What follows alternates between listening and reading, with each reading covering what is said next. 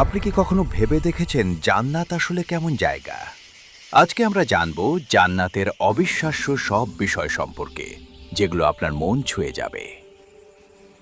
ইসলামে জান্নাতকে বলা হয় চূড়ান্ত পুরস্কার।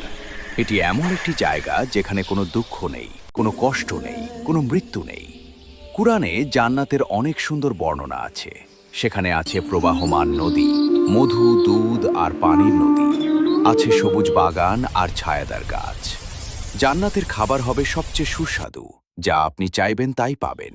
কোনো পেট ভরবে না, কোনো তৃষ্ণা থাকবে না। জান্নাতের পোশাক হবে রেশমের তৈরি, সোনা আর মুক্তা দিয়ে সাজানো। সবচেয়ে বড় কথা হলো আল্লাহর দর্শন পাওয়া। এটাই জান্নাতের সবচেয়ে বড় পুরস্কার। জান্নাতে প্রবেশের জন্য চাই নেক আমল, সালাত, রোজা, হজ, জাকাত দিতে হবে। পিতামাতার সেবা করতে হবে, দরিদ্রদের সাহায্য করতে হবে। মিথ্যা কথা বলা যাবে না, অন্যের ক্ষতি করা যাবে না।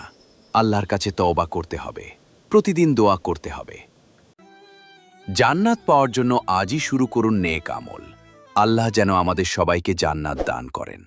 ভিডিওটি ভালো লাগলে লাইক করুন, আপনার বন্ধুদের সাথে শেয়ার করুন, কমেন্টে জানান আপনার মতামত।